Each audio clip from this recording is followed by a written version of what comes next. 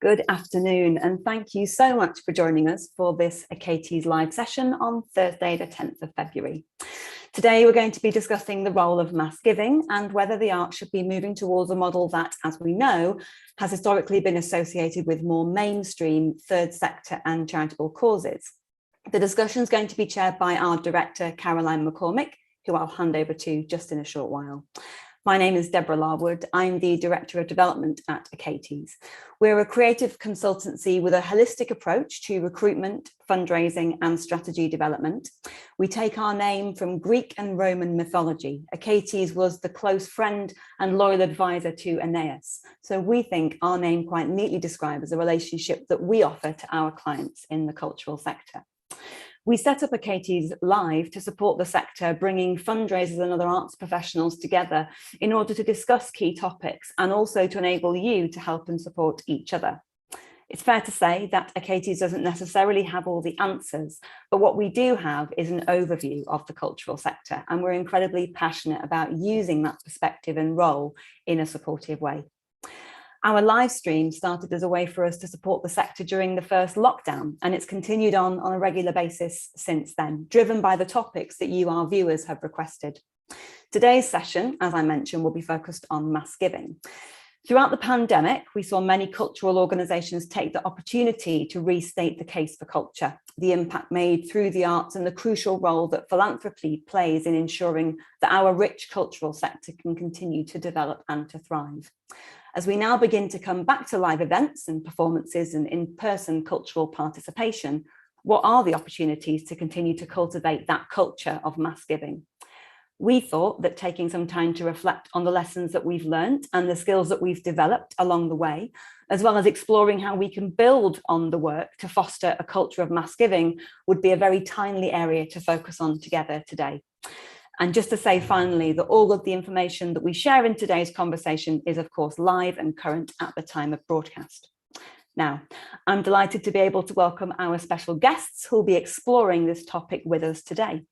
Our panel includes Leonie Richmond, Development Manager at Cardboard Citizens, a theatre company that tackles socio-economic inequity through the arts. As Cardboard Citizens marks 30 years and looks towards its next chapter, Leonie's focus is on developing individual and corporate support to diversify the organisation's income. Leonie began her fundraising career at Imperial College London, where she honed her donor-centric approach to cultivation and stewardship. She then went on to join the Barbican, working on corporate partnerships with companies such as Bloomberg and Bank of America. And at Cardboard Citizens, Leonie is delighted to combine her experience in individual and corporate fundraising with her passion for theatre and social justice. Good afternoon, Leonie. Hi, thanks for having me. Good to have you with us.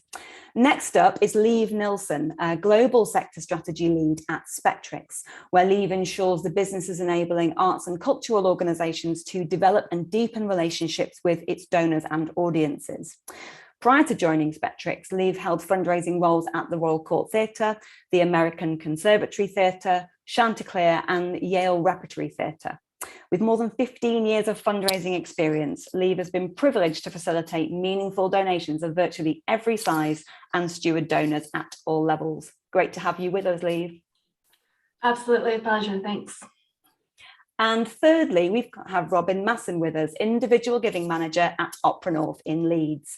Robin leads on the company's fundraising relationships with new and existing individual supporters and is responsible for generating income through membership and philanthropy. Prior to her time in development, Robin has undertaken a variety of roles in the sector, previously working in box office and ticketing, as well as delivery of community engagement activity. Hello, Robin. Hi, thanks for having me. Now, the session will be chaired, as I say, by our brilliant director, Caroline McCormick, who will set the scene for us and then lead today's discussion with our panel. I'll be back to join you at the end with some questions from the audience, so please do send those over in the chat as we go along, and that will be ably manned by our General Manager, Victoria. And so for now, over to you, Caroline. Thanks so much, Deborah, for that lovely introduction, and really delighted to have Robin, Lieve and Leonie with us this afternoon for what I think is a really important conversation at this time. And it's important because I think it's now clear that individual giving is now essential to the success of the cultural sector.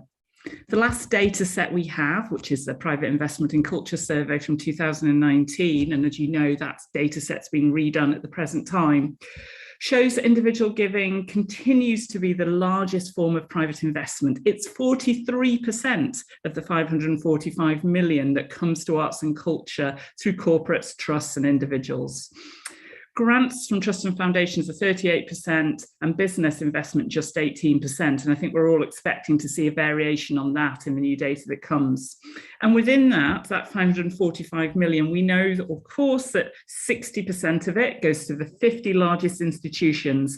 And those 50 big institutions are more reliant on individual giving within their voluntary income mix, whilst those outside the top 50 have been historically more drawing on the grants from trusts and foundations.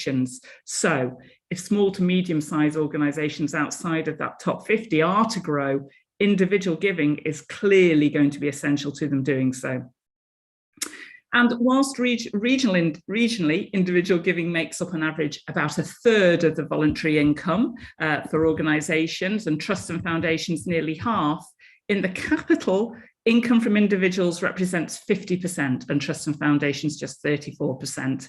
So large organisations are getting more money, but it's a smaller part of their income mix as they're growing much more in terms of their earned income. But that does show us the potential that exists outside those very big organisations already. As I say, donations within the individual giving side of things are themselves the biggest part of that composition. They're 61% of the total. Friends and membership schemes, about 28%. About a year ago, in 2021, we at Achates carried out, with the help of Spectrix, a business planning survey helping you to look forward and to make some predictions in terms of your income. And one of the things that we found by doing that survey was that corporate and individual giving had fell by 36% and 20% respectively during the pandemic.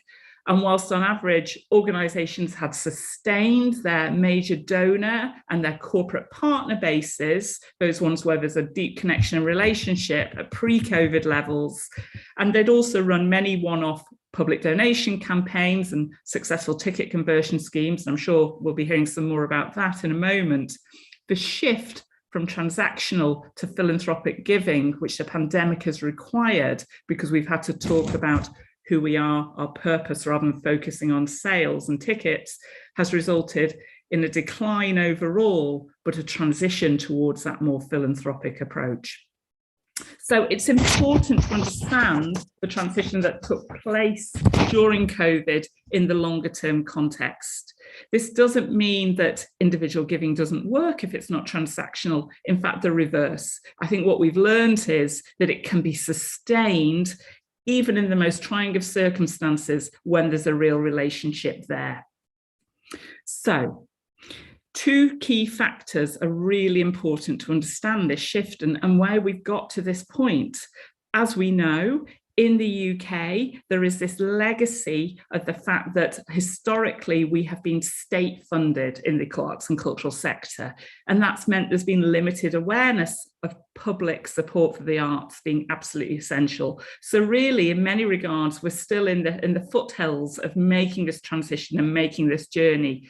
And of course, the second fact in that is the fact that art and culture itself only became a charitable object, legally only became charitable about 30 years ago. And that means that public understanding is still developing, it's still limited. And of course, that's why at Achates, we launched the Achates Philanthropy Prize in 2016 to help with this. These factors mean that when arts institutions in the UK started to seriously develop fundraising in the 1990s, it was really believed that the case for philanthropic support couldn't be successfully made, and schemes were built on a transactional basis with gifts related to access. However, as the largest experiment in cultural sector fundraising ever undertaken, Catalyst and Catalyst Evolve has shown this approach is only successful where there are consistently sold out shows. And after the first year, Arts Council England warmly encouraged everyone to no longer launch this kind of scheme unless they could provide that kind of access. So very few major arts institutions were publicly making the case for philanthropy in those early days of developing our supporter basis. They were relying on a transaction. And so this really left the small to medium arts organisations to do so. And Catalyst was undoubtedly a big part of that shift. As I've mentioned, here at Achates, we launched the Achates Philanthropy Prize in 2016 to raise awareness of these issues and change public understanding. And we're very much hoping we'll be able to rebring the prize back to you this year. Today in the UK, we have a mixed landscape with major and primarily London-based organisations offering lower level transactional schemes that move into philanthropy at the higher levels. Obviously, those definitions are relative to the location and scale of the organisation. And many major regional institutions are offering loyalty-based schemes wherein repeated tenders are awarded for ticket purchases, and a growing body of philanthropic schemes which treat audiences not just as consumers, but as a community of supporters of an idea which the organisation represents. So I'm really delighted to be welcoming our three special guests today, all of whom have got great knowledge and expertise in these areas, to tell us more about how they've been working in this landscape and what approaches we can work with to help us bring success. So, if I may, Robin, I'd love to come to you to kick us off, if you would, and tell us about the work you've been doing at Opera North, which has clearly brought great success. Absolutely. So I work for Opera North. We are a national opera company based up in Leeds. We premise ourselves what we do. We tour award-winning opera to theatre stages and concert halls throughout the North of England and beyond. But alongside that, we also deliver quite a broad and varied programme of education and community engagement activity with the aim of connecting with and inspiring each generation through arts participation and performance. Prior to the pandemic, I don't think that I would say we saw a lot of mass giving from individuals. So we had, as you say, that really loyal base of patrons and our friends who had that more philanthropic edge on a transactional relationship with us. But in the pandemic, like many other organisations, I'm sure, when that first national lockdown hit in March 2020, we suddenly saw this wave of generosity coming from audiences that we knew, and even actually some audiences that we didn't, supporters from further afield who perhaps we weren't realising that they were engaging with us quite in the way that they were before the pandemic. So we put out this statement about the closure and the impact the pandemic was going to have on our work and our ability to do what we do day to day, but also talking about what we were going to continue to do and how we were still going to be there for the people that we work with, for our audiences, the communities we connect with. And we started to see more and more small donations and some quite generous donations actually as well coming in from members of the public who really just wanted to stand by us and help us to continue to create great art for everybody to enjoy during what was a very difficult time. A big part of these conversations we're having with our audience, of course, was around tickets. So similarly to a lot of organisations at the time, we had lots of performances in the pipeline that people had booked for that were sadly no longer able to go ahead. So we were having to talk to quite a lot of people about shows that were cancelled, being postponed, and thinking creatively around how could we retain some of that income, how could we retain some of that audience loyalty. There were some great sector tools that came out at the same time as all of this. So Spectrix released a ticket converter tool. They are our CRM provider at Opera North, but I believe they made that available industry-wide to support arts organisations in that very difficult moment.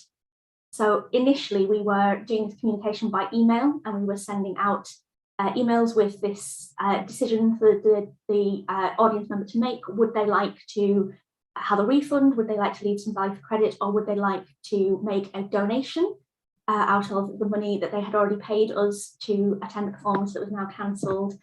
And we were seeing that really around 10% of the income that people had spent with us was being retained as donations. And again, around 20% or so retained as credit. So tools like that were really, really valuable for both helping us to retain that income during a challenging time, but also to identify loyal audience members within our database who perhaps hadn't given before, and sort of indicate that they had an interest in that more philanthropic relationship with us. When we got to the point of the summer and we had to take the decision to cancel our planned opera season for 2020 to 2021, we took that same model again, but we sort of ramped it up. We learned from what we'd seen beforehand with this really loyal people and thinking, well, how do we build a strong relationship with them? So our most loyal audience groups, our patrons, our friends, our package bookers who were booking for 3 operas plus, rather than them getting that communication by email, we actually took the time across our box office team, our development team, to personally call all of these individuals and have that discussion, tell them about the news, give them an update on what we were doing, how we were going to continue to stay with them, how we're going to continue providing music and performance that they could enjoy, how we were going to continue connecting with our communities. And during those calls, we actually also offered bookers the option, if they were giving a donation of £60 plus, which was the value of our Friends membership, we then said to them, well, that's great. Would you actually like to become a member with that £60 rather than it being a donation, which in turn unlocked the ability for us to connect with them a bit more, build a stronger relationship, invite them into our membership program and get them into that renewal cycle and help keep that relationship going in the long term. So that was actually a really fantastic exercise for us. We converted 123 people to become members during those conversations, and actually 60% of them renewed for a second year. So they really, really enjoyed the experience as a friend, even though it was virtual for that first year. Everything was online events and email newsletters, but they still felt a strong enough connection that they chose to stay with us for another year, which was fantastic. And then the other big thing that we did, which was quite new for us during the pandemic, was launching the pay-as-you-feel model activity. So the big success story for Opera North in this area was really our From Couch to Chorus, which is a virtual choir programme. So this idea was born within the company from taking an existing community choir that we had in the early stages of lockdown. The education team thought, well, let's try and deliver this on Zoom so that we can keep these people who really value this moment to come together and connect with each other and sing together, keep them connected, give them something to look forward to and lift their mood in the pandemic. And they found it actually worked a lot better than they had expected as a model. So then the conversation started, well, how do we share this with more people? How do we make this a bigger thing? And we had set ourselves a target of getting, I think, about 2,000 people to engage with this model. And we had set a tentative sort of pay-as-you-feel, so there was no ticket price to take part. People were given the option to donate when they booked or actually in their pre-session emails. And at the end of the session, we sent them emails asking them if they'd enjoyed what they were doing, might they want to consider giving a donation to help support our community and education work in the future. And we'd set a very, very low target for that, or perhaps we might raise around £1,000 to £5,000 or so would feel like a good level. We raised £5,000 in the very first week of registration that first time round. And before we'd actually even started delivering the sessions for people to take part in, we had over 4,000 people signed up to take part in that first course. We'd raised over £12,000 worth in donations. And actually by the time that first course, that first 5-week course finished, we'd raised nearly £30,000. Just by giving people something that they could engage with for free, that opportunity to come together and connect with people and enjoy the arts in such a difficult time. So we've since repeated that twice in lockdown. We ran a festive edition and then a Singing to Spring edition. And in total, we've raised over £100,000 worth in pay-as-you-feel donations through that strand of giving, which was a really huge and really quite unexpected success story for the team.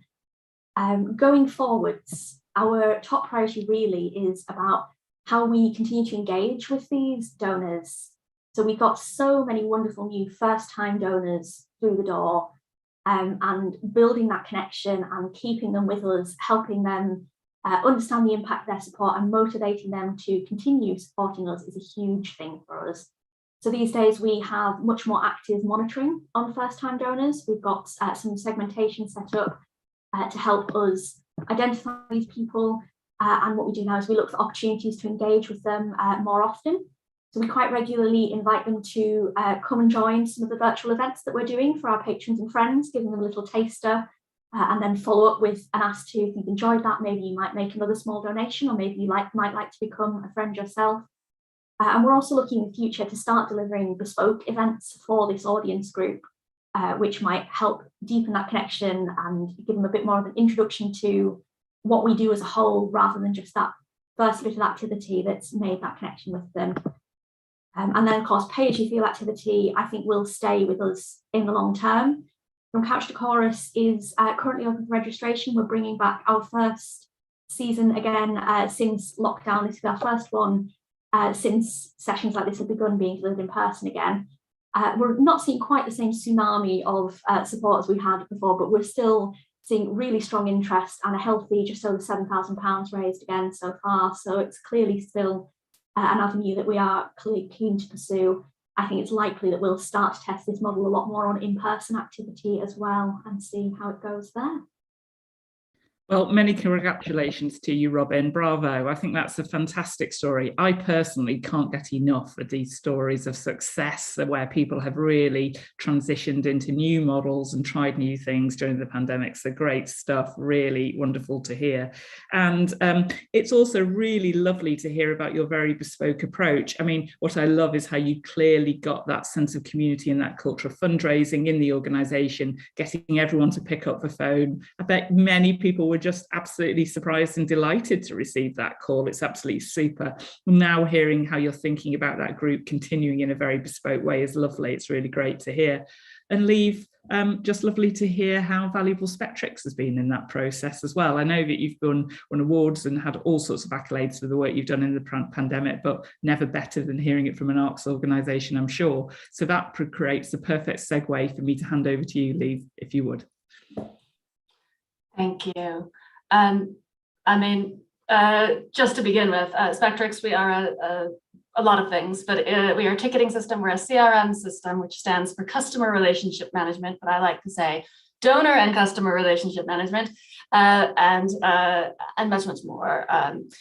But yes, I mean, I think, well, I know we see ourselves in service to building organizations' ability to connect with their audiences and donors. That's what we're for, and to be strong and financially resilient. So we sort of had to do something quickly when those things were in significant peril, and so it's been really extraordinary to see how those tools have been taken up. And I think Upper North Story is a great example, but one of many overall.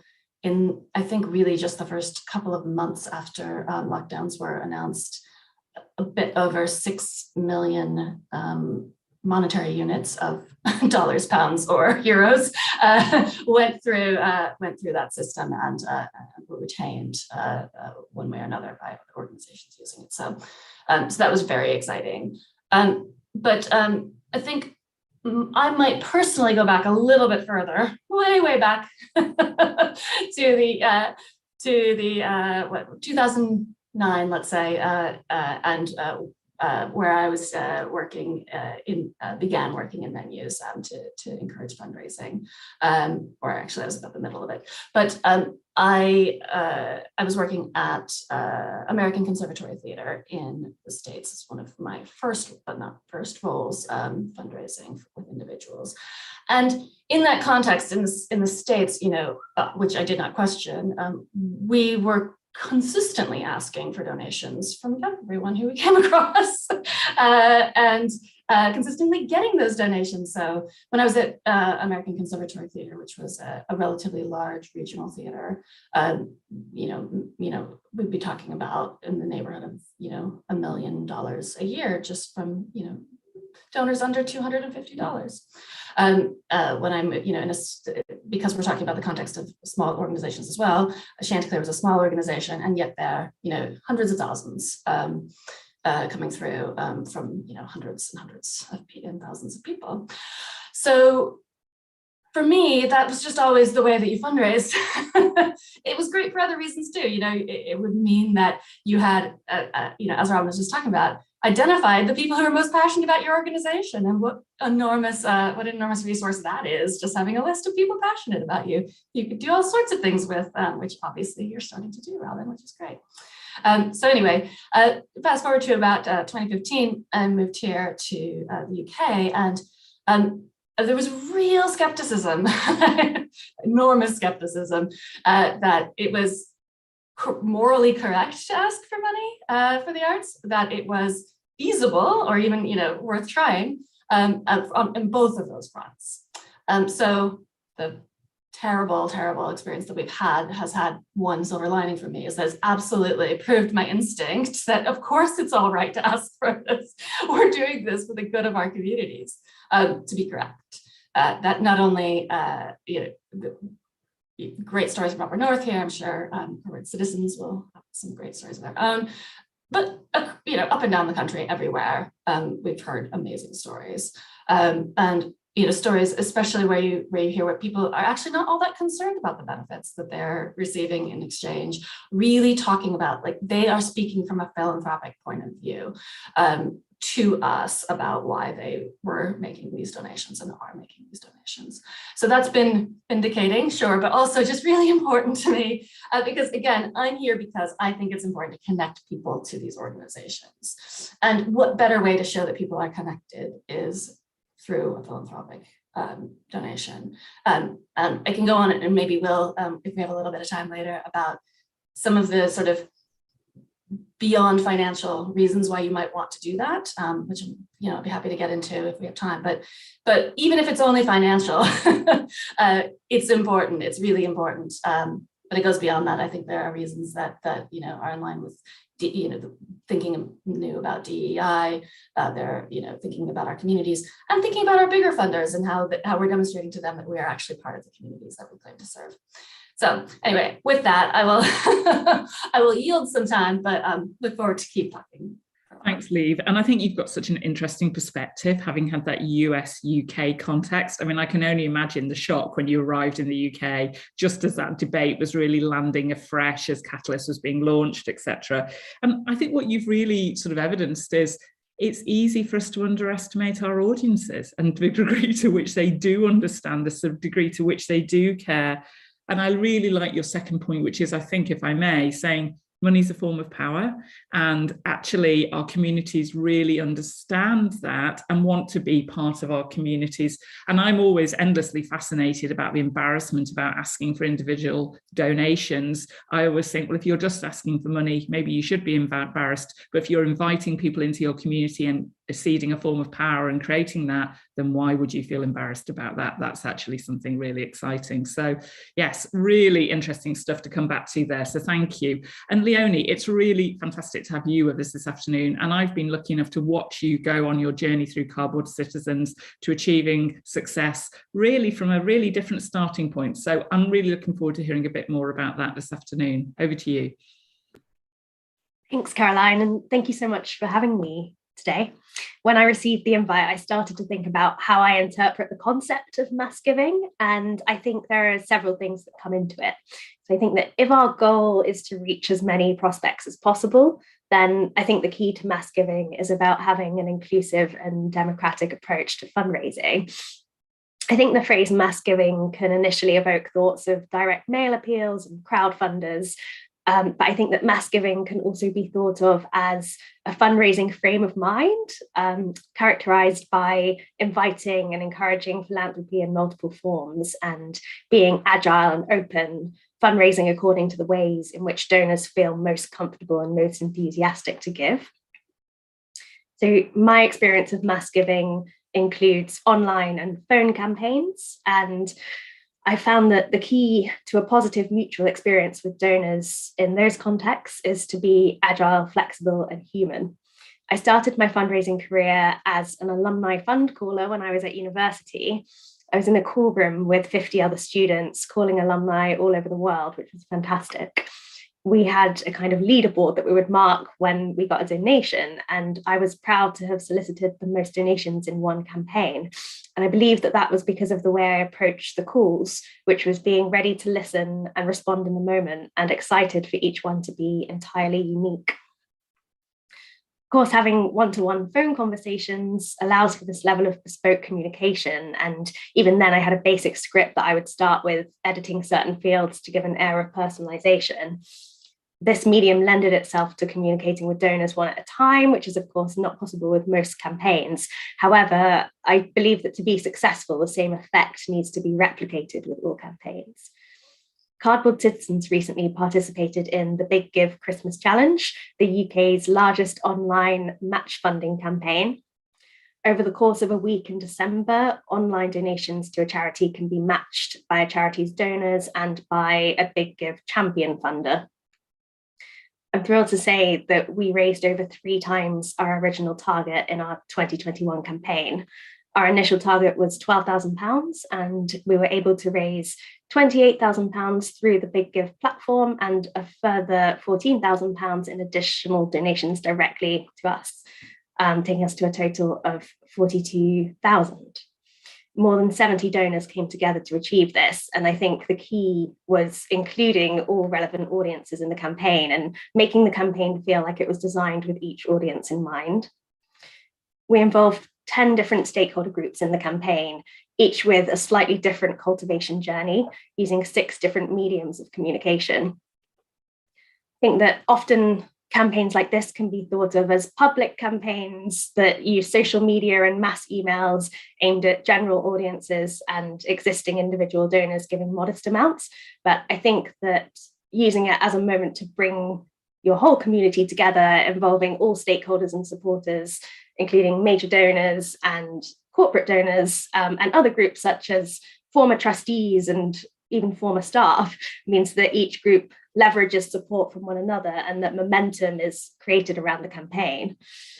And this solves the resource problem, because rather than creating different campaigns for each group, the key is making one campaign feel like it's been designed with each group in mind.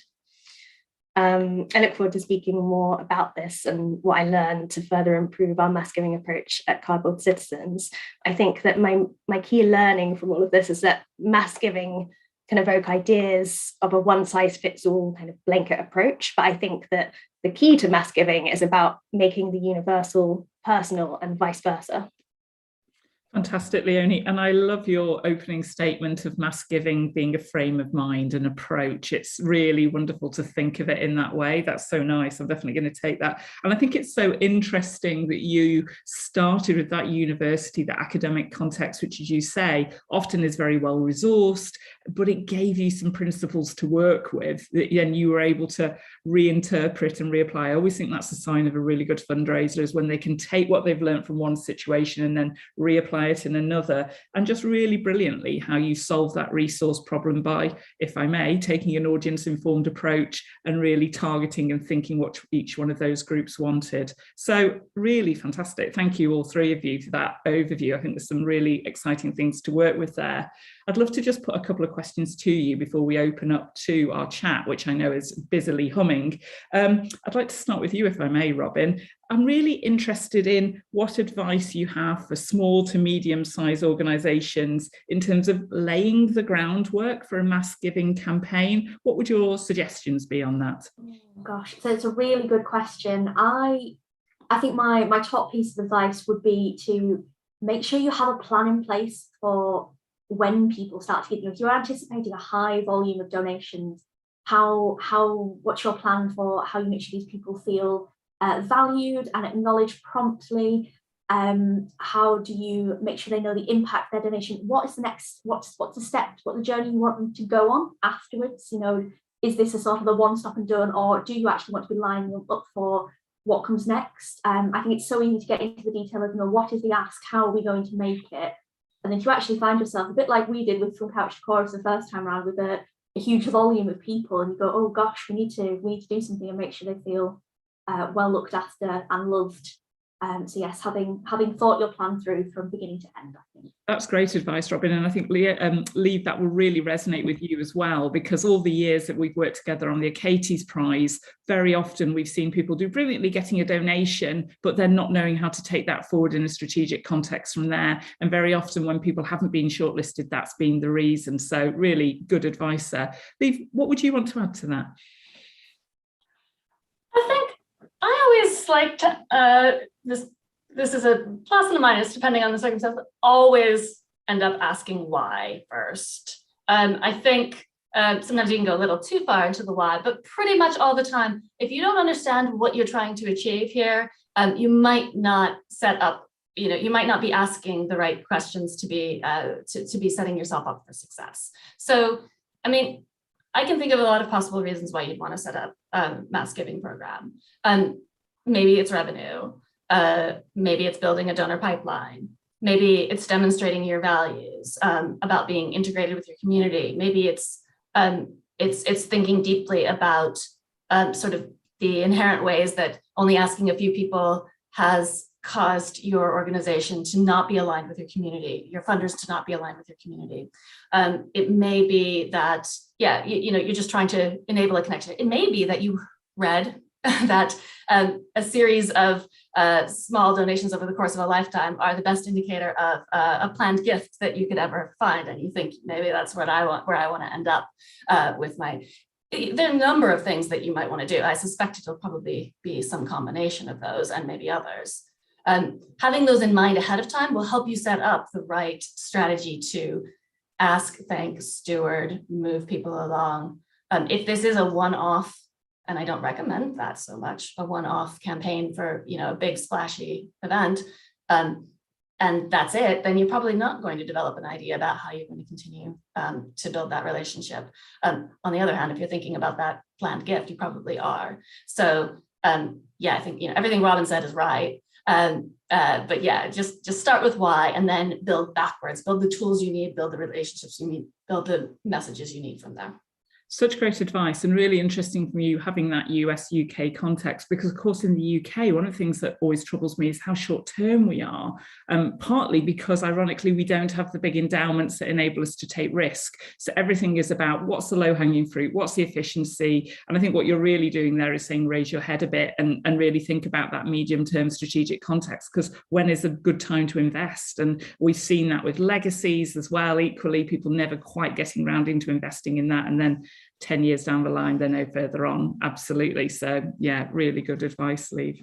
Yeah, to add on to that, I would say that, I mean, run the numbers, but for me, I'm not sure I'm not sure that there really is value for money in doing this short term. And I think possibly that's part of the reason why we haven't really invested in real specialists in this kind of work, or that, that organizations haven't been able to resource it, is because in that, that one campaign, I'm not sure you can make the case for, for the 10,000 or whatever it is. But if we're talking about years on years and the growth of it, and the fact that it takes, 25 times the amount to find a new donor than it is to renew it, all of these things add up. And that's where it starts to make sense monetarily as well. No, it's absolutely a brilliant point. And as you and I have discussed in advance of today, we had a mass donor specialist come in and work with us at one point, and we found not even the very big institutions were really wanting to think that way. And I think that's a big shift the pandemic's made. So it's a really exciting moment.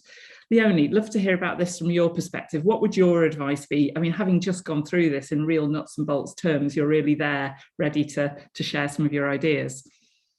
Yeah, and I'd say involve your closest advocates from the start. The support of our closest advocates and supporters was vital to the success of our Big Give campaign.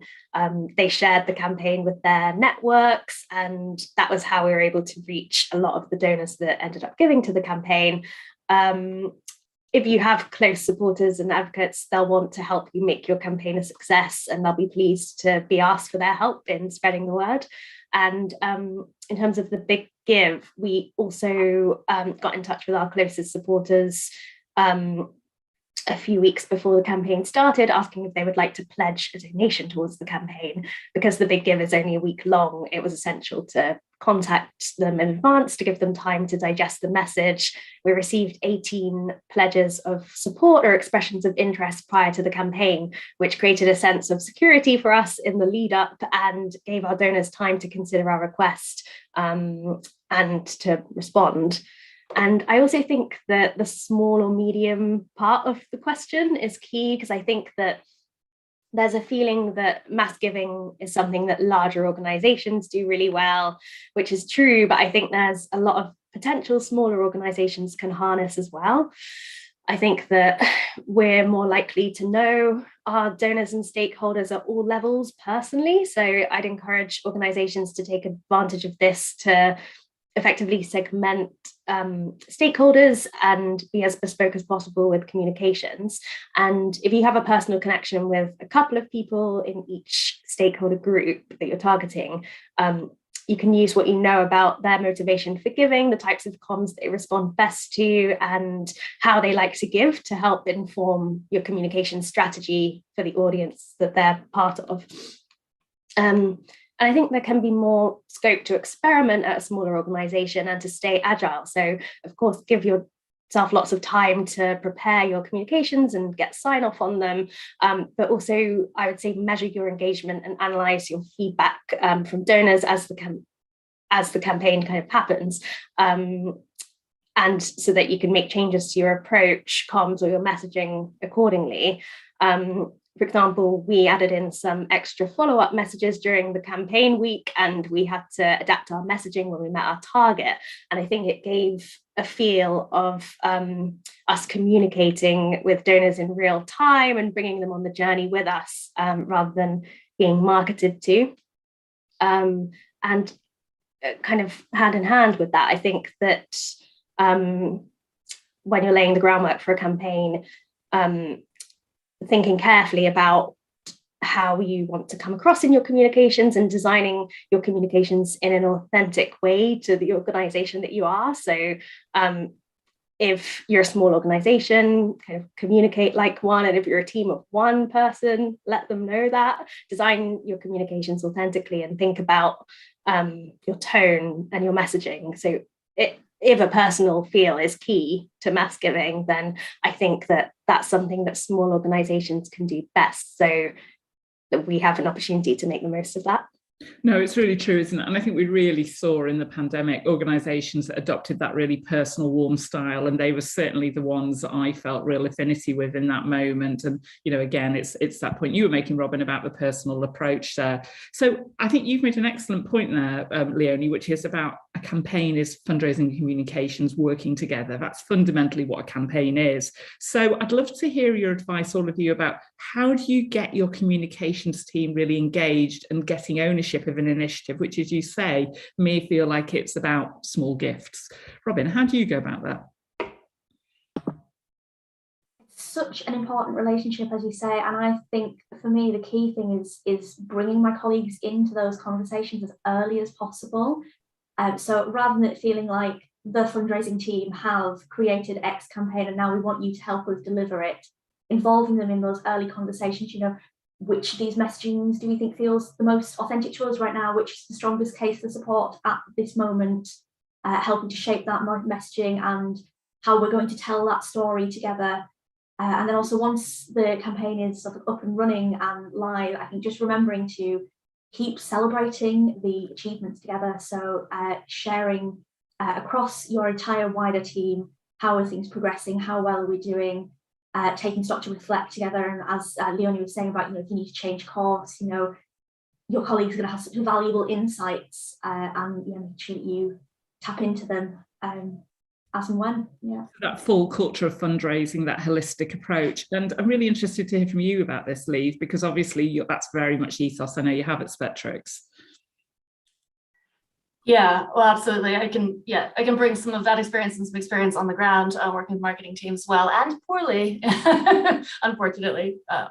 I've learned some lessons. But I think fundamentally the first thing to think about is the individual that you are talking about, well, multiple individual, but the individual that you are talking about here probably has at least a ticketing relationship with the organization. They might have an organization, they might have a relationship with your, your learning or your team or any other number of teams. And so it is important to be thinking when you are putting yourself in the, in the shoes of that donor, like, let's think about the totality of the communication of this organization to you and where this fits into it and how that becomes organic and doesn't feel awkward or contradictory at the worst, but is actually inspiring. So, have they been seeing messages just in regular communications so that they get as a ticket buyer about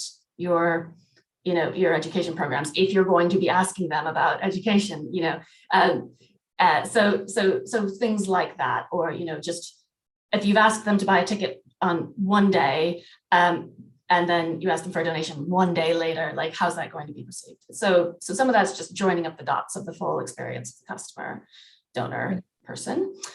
So I think that's incredibly important. But then also, here's some of what I think are the strengths of your marketing team.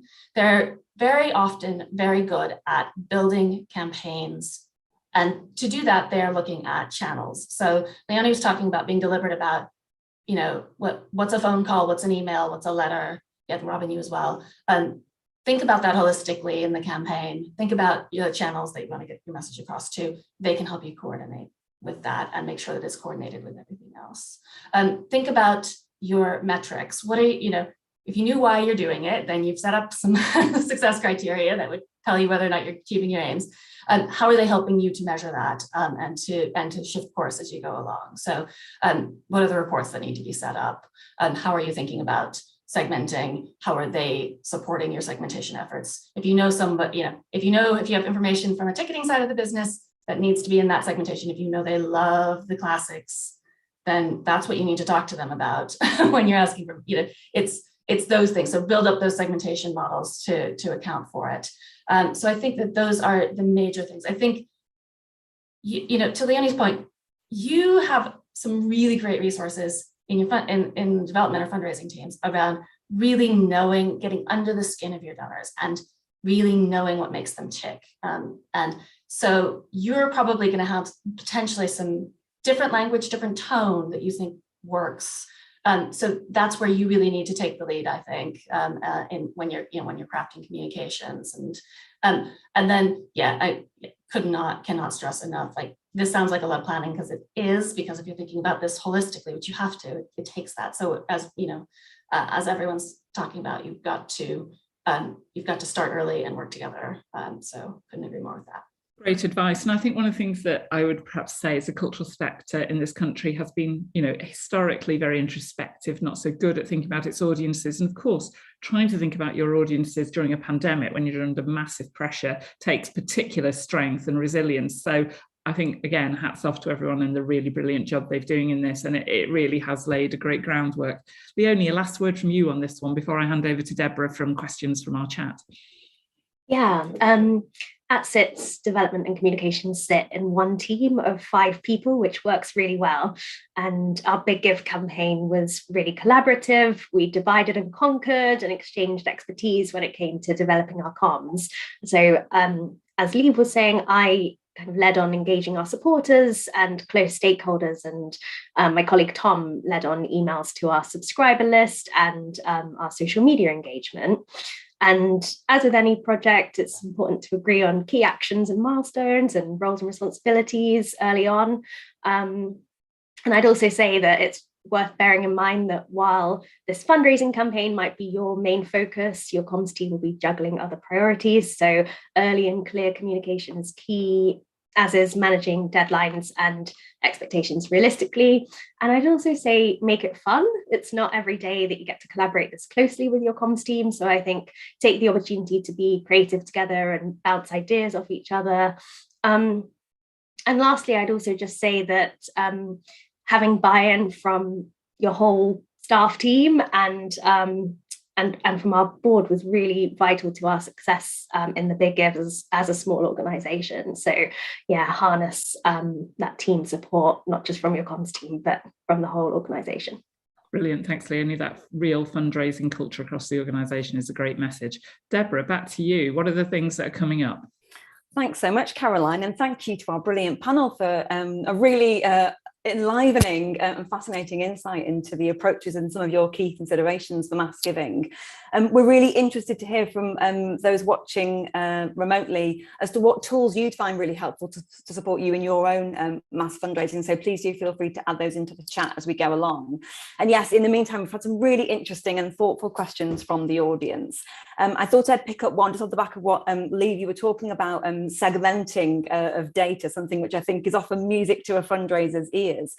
Got a question here about data protection, which is about how can organisations navigate GDPR and PECA guidance to be able to get those mass giving campaigns out to people who perhaps haven't given that permission to be contacted about fundraising. Lee, I'd love to get your take on that, if I may. It's a challenge. I mean, we just have to be realistic about that. It is unfortunate and it is a challenge.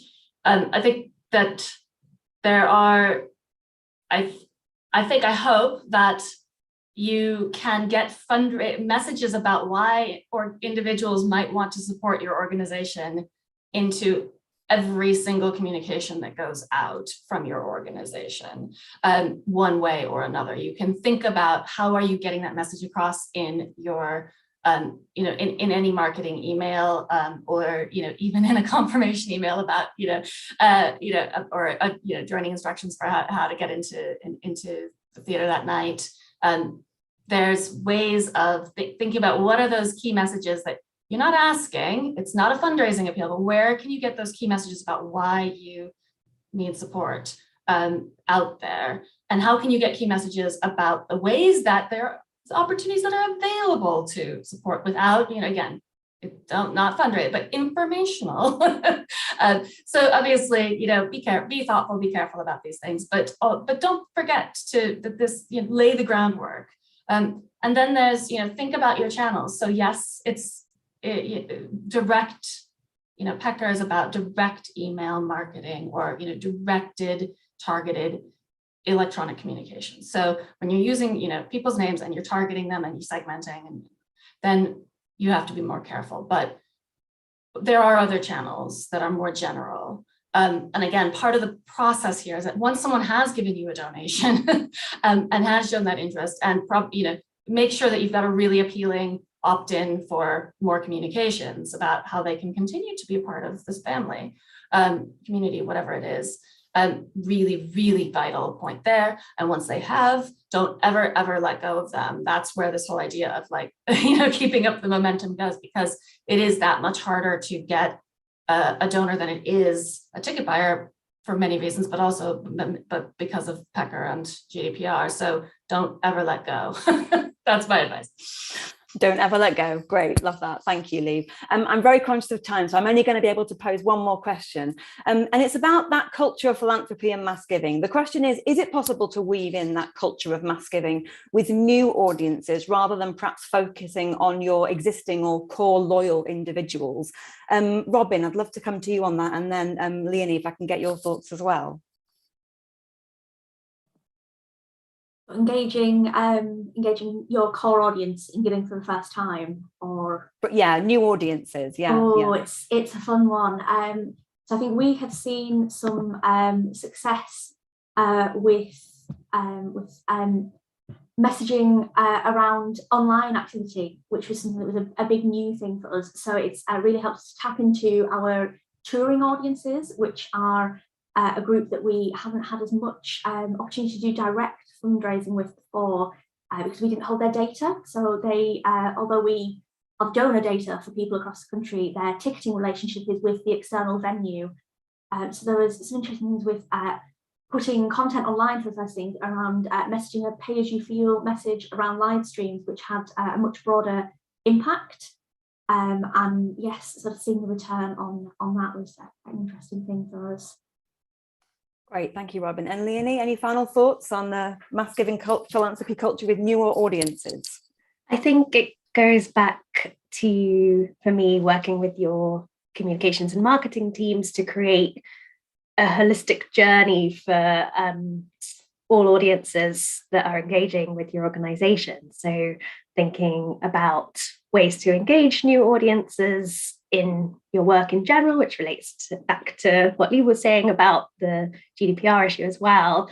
Yeah, I think it all starts with engagement, and the way that it's going to be possible to convert new audiences into donors is by having a very joined up approach and thinking about the journey that you're taking people on.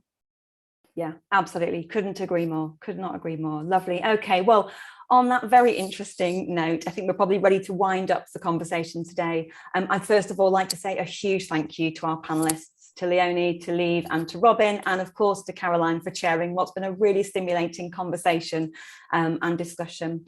As you know, here at Achates, we offer a range of services, including recruitment, fundraising, strategy, and organisational development. So if you're interested in discussing how we might be able to support you, or if you'd just like to speak to a member of the team, please do just drop us a line at info@achates.org.uk.